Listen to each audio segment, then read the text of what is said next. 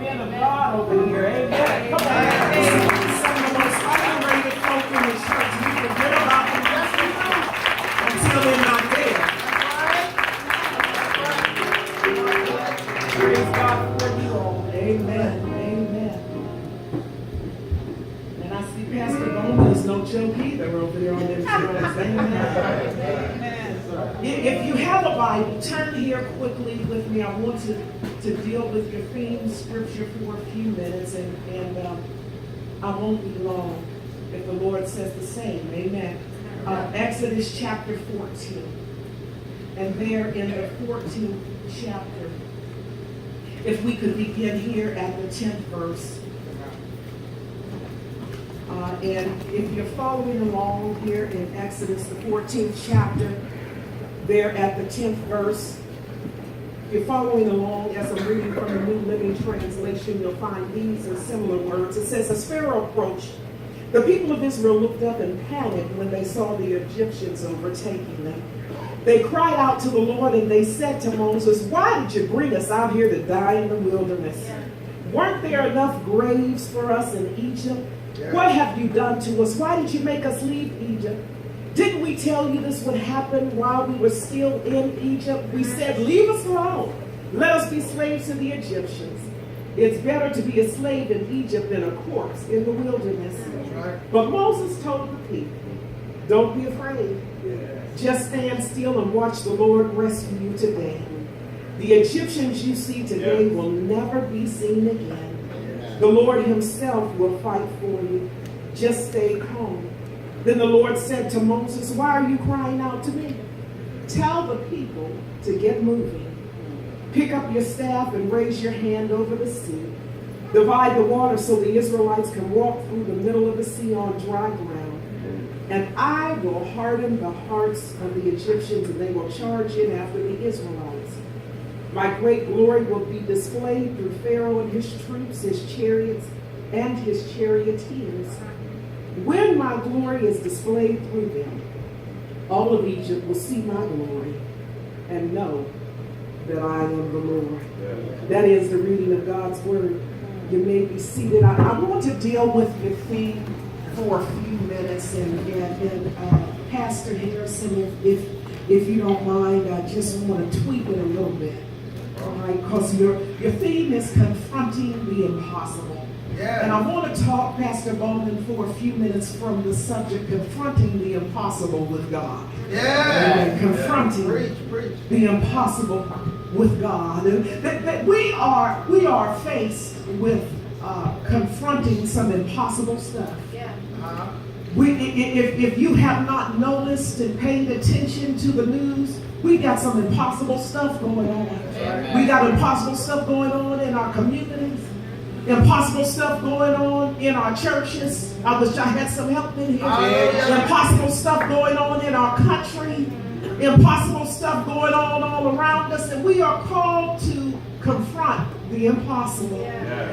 Times we can't see our way clear. But the thing I like about it is, I don't know about you, but as Christians, we are called to confront the impossible with God. And Pastor, I must remind you that even though sometimes it may seem like it's impossible to pastor and lead people, I wish I had a room full of novice, young, wannabe preachers. I wish I had a room full because here's the thing, Pastor Bowman, that they look at pastors' anniversaries. That's right. And what they don't realize is that only comes once a year. That's right. And all in between then, you got budgets to meet, you got sermons to prepare, you got folk that you got to lead that don't want to follow, you got teaching to do, you got folk going to jail, you got folk you're trying to keep out of hell, you got people on drugs, you got families tearing apart, you got all kind of stuff going on. You're trying to confront the impossible. But the thing about it is, you got to confront the impossible with God. And as we look at this text here this afternoon, in a few minutes I'll be saying I'm almost through, so don't y'all go nowhere. As we look at this text this afternoon, we find a familiar passage of scripture. Brother Jeff Pauly, we've all seen the 10 Commandments. Y'all seen the movie. It was early cinematography at its best, where Charlton Heston held out his rod and the Red Sea parted, and Jeremiah, he led the Israelites out of Egypt. And as he leads them out of Egypt, everybody is all happy. Everybody is singing. They done packed up and left. And all of a sudden, what sounds like thunder rolling ends up being Pharaoh and his chariots. Yes. And as Pharaoh's army closes in on them, Moses finds himself confronting the impossible. But he's confronting the impossible with God. I wish I had some help in here, because we find one of the first pastors, Pastor Moses, trying to lead the people somewhere. And he's led with an impossible situation, because he's got water all around him and Pharaoh behind him. But he's confronted, and he's got to get them to the other side. He's confronted with the impossible, but he's confronted with the impossible with God. I need to tell you here quickly that we must confront the impossible, but before I get to that, I need to tell you why it is impossible. If you're taking notes, 3 things I want to tell you real quick. What we must confront is impossible for 3 reasons. Number 1, what we must confront is impossible because of the position we're in. It's here in the text. It's here in the text. Verse 10 says this: as Pharaoh approached, the people of Israel looked up and panicked when they saw the Egyptians overtaking them. They cried out to the Lord. I said what we must confront is impossible because of the position we're in. Moses, Pastor Moses, and his congregation, known as the Israelites, find themselves in a bad position.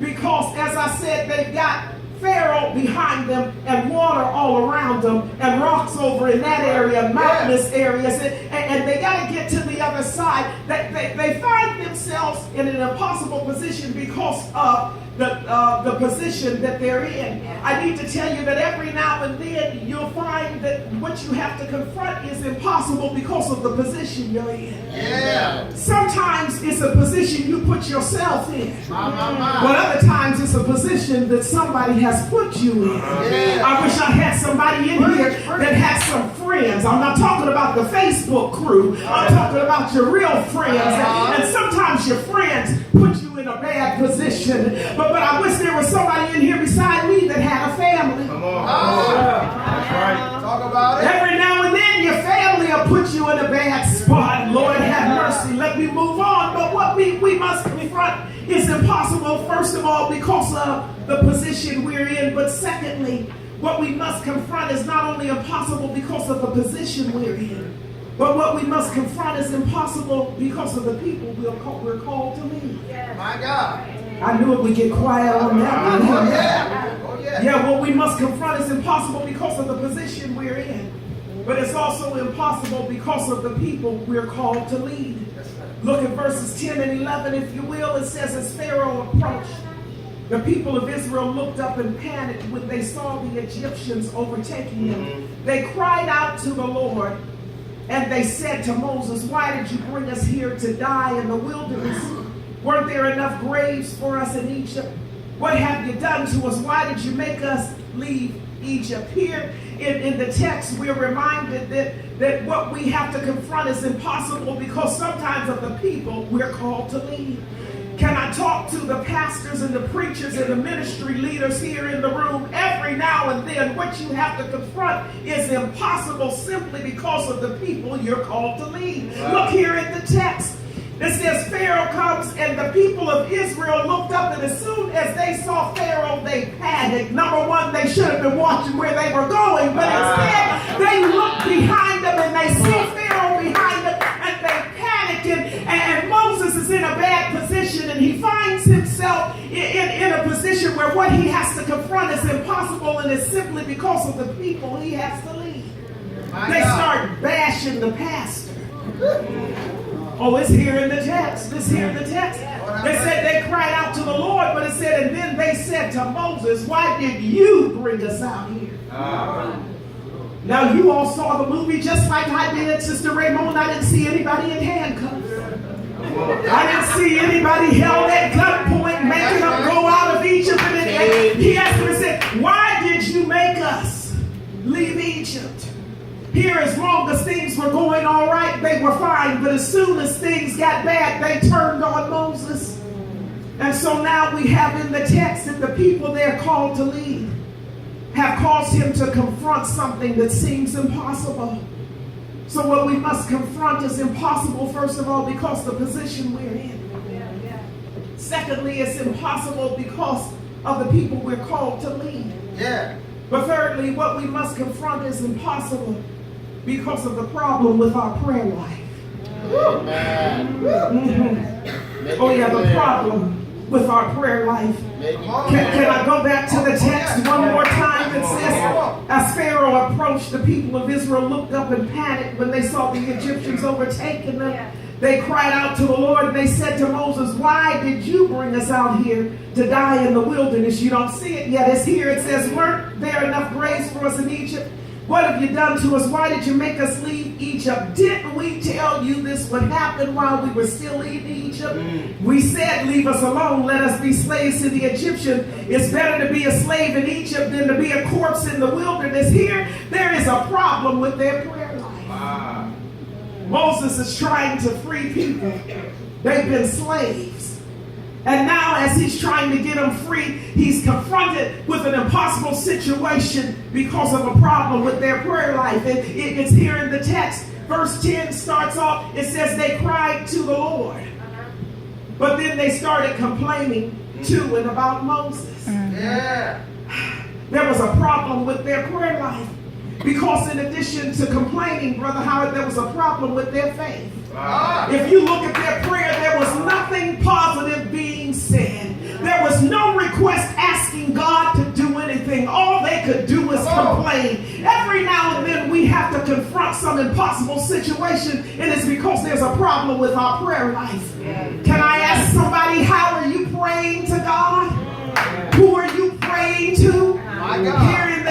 Here in the text, they start off, it says they cry out to the Lord, but then they end up talking about Moses. Look here, it's in verse 10. They cried to the Lord, verse 11, and they said to Moses. Number one, if Sister Denise, they were really praying, they had no business talking to Moses anyhow. Who they should have been talking to was God. Oh, can I tell somebody something real quick? You're talking to the wrong one. You're talking to your friends. You're asking for a poll on Facebook. You're putting stuff on Instagram. Asking questions on Snapchat. What you ought to be doing is talking to God. There's a problem with our prayer life.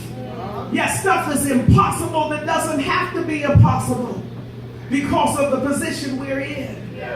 Because of the people we're called to lead. And because of the problem with our prayer life. But now you can time me, I'm almost through. But when you're called to confront the impossible and you're confronting the impossible with God, there's about 4 things I want to tell you, and then I'll take my seat. First of all, when you're confronting the impossible with God, you need to know, first of all, that fear is not an option. That's right. There it is. When you're confronting the impossible with God, fear is not an option. That's right. Can we look at the first part of verse 13? It says, but Moses told the people, don't be afraid. I said, when you're confronting the impossible and you're doing it with God, fear is not an option. That's right. It's not an option, Brother Ron, because it's not necessary. Because if God is with you, you have nothing to fear. But the Lord is my light and my salvation. Whom shall I fear? The Lord is the strength of my life. Whom shall I be afraid? I heard Paul put it like this: if God be for me. In other words, if God is for me, it doesn't matter who is against me. If God is for me, you better back up and get out of my way. If God is for me, I don't care who else is against me. When you are confronting the impossible with God, fear is not an option. Fear will make you do crazy things.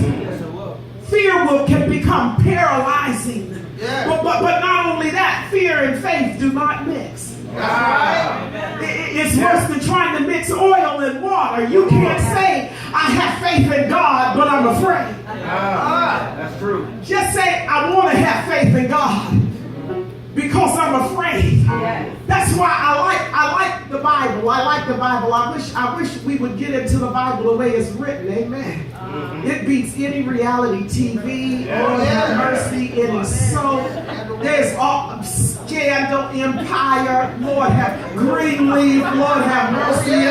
Queen Ship. Okay. It beats all of it because if you get in the Word, that's why there was a man that had a son that was falling in the fire.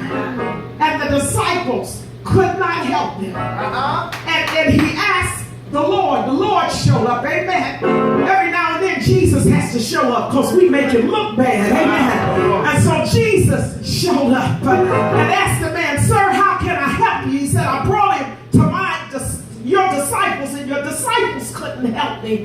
And Jesus said, well, what does he need? And the man told him, and he said, sir, do you believe? He said, yes, I believe, but Lord, help my unbelief. I said all that to say this. Every now and then we need to fess up and be honest with God and tell him, Lord, I kind of believe, but I got more fear in me than I got faith. I need to tell you, when you're confronting the impossible with God, all you need to have is faith. And you need to ask God, Lord, help my unbelief, because fear is not an option. But when you're confronting the impossible with God, first of all, fear is not an option. But secondly, when you're confronting the impossible with God, faithfully wait on him. Yes, I said, first of all, fear is not an option, but secondly, faithfully wait on him. Verse 13, can we read all of it? But Moses told the people, don't be afraid. Just stand still and watch the Lord rescue you today. The Egyptians you see today will never be seen again. In other words, what Moses told them is, don't be afraid, but faithfully wait on the Lord, because he will show up. Some folk we wait on and they never show up. Lord have mercy. That's the problem with folk today. But I need to tell you that if you faithfully wait on him, he will show up. And not only will he show up, but when he shows up, he'll do something about the situation. So when you're confronting the impossible with God, first of all, fear is not an option. Secondly, faithfully wait on him. Here's the third thing. When you're confronting the impossible with God, you got to remember that fighting is God's responsibility. That's right. It is not your responsibility. That's right. Fighting is God's responsibility. Look at verse 14. Moses says here, the Lord himself will fight for you. Just stay calm. Here, I can imagine there was somebody that had a little fight in them and they thought they might have to come out of retirement. Amen. Sister Gwen, they thought they was going to have to bust out their can. Amen. All right, that went right over your head. Amen. Ask somebody later. But you need to remember that when you're confronting the impossible with God, that fighting is God's responsibility. Pastor Harrison and Lady Shanita, don't fight with anybody. Let God fight with them. Leave your fight back in Pharaoh. I know you got some in you. I know your dad, he met your mama. I know, look, he ain't scared at all. But don't fight, let God fight for you. God will do more than you could ever do. Matter of fact, when God gets done whooping up people, you don't have to tell him, God, please let them alone. They didn't do me that bad. God, please leave them alone. I'm over it. When the Lord gets done whooping, he'll whoop all day and all night. And then all day and all night. That's why the Bible says, touch not my anointing and do my prophet no harm. Because the Lord was saying, if you mess with mine, you're going to have trouble on your hands. You got to remember that fighting is God's responsibility. I was telling Pastor Bowman, I've been up in Franklin for 19 years. And Lord have mercy. Back in the day when I was a little younger, I used to like a good fight every now and then. Y'all pray for me. Amen. I think I've been delivered. Because after all, I'm a homesick. Amen. And that's just who we are. Amen. And the thing about it is, I remember when I got the call to go to Franklin. This was my prayer. Because I live in Sharon, Pennsylvania. Franklin is 50 miles one way. And my prayer was, Lord, please don't let me have to drive or ride, amen, while I'm taking a nap. Please don't let me have to ride 100 miles and fight with folks. My God. Hallelujah. Please, God. Glory to God. Because I don't want to fight. I'm serious now. I don't want to be in church mess. I don't want to be in church drama. All that is behind me. Nobody wants that mess anymore. Nobody wants that he said, she said, and more drama in the church than you got out in the streets. Lord, whatever you do, don't send me way up here and let me have to fight with folks. And God has been faithful. And in 19 years, I haven't had to fight. Praise the Lord. I didn't say there haven't been any fights to be fought, but I said I haven't had to fight. I didn't say there haven't been some battles, but what I said is I haven't had to fight. I haven't had to put on my jeans. I haven't had to bust out my sneakers. I haven't had to get my Vaseline, because fighting is the Lord's responsibility. And I need to tell you on today, when you're confronting the impossible with God, let God fight your battles. God is more than the world against you. God is more than any deacon against you. God is more than any church boss against you. Fighting is God's responsibility. But when you're confronting the impossible with God, have a seat, I'm almost done. I'm trying to rush. When you're confronting the impossible with God, first of all, remember, fear is not an option. Secondly, faithfully wait on Him. Thirdly, when you're confronting the impossible with God, remember that fighting is God's responsibility. But Pastor Bowman, the Lord just said, this is for you and Pastor Harrison. Find a way to use what you got. Amen. Find a way to use what you got. It's here in the text, verses 15 and 16. Then the Lord said to Moses, why are you crying out to me? You tell the people to get moving. Pick up your staff and raise your hand over the sea. Divide the water so the Israelites can walk through the middle of the sea on dry ground. In other words, God was asking Moses, what in the world are you about to start whining and crying to me about? I gave you everything you need to get the job done. And I don't care how much whining and crying they do. Don't you let them get it twisted for you. You use what you got. I gave you a voice. I fixed your stammering tongue. When you met me, you were talking like that. And now I've given you clarity of speech. Tell the people, shut up and start moving. And then you grab the staff that I gave you and you stick it out and hold it over the waters. And when you do that, the waters will roll back. In other words, Moses, you're confronting the impossible with me. So use what you got. And I want to tell you on today, use what you got. Use the talent you got. Use the voice you got. Use the temperament you got. Use the money you got. Use the influence you got. Use the anointing that you got. You better use what you got. When we're confronting the impossible with God, first of all, you got to remember that fear is not an option.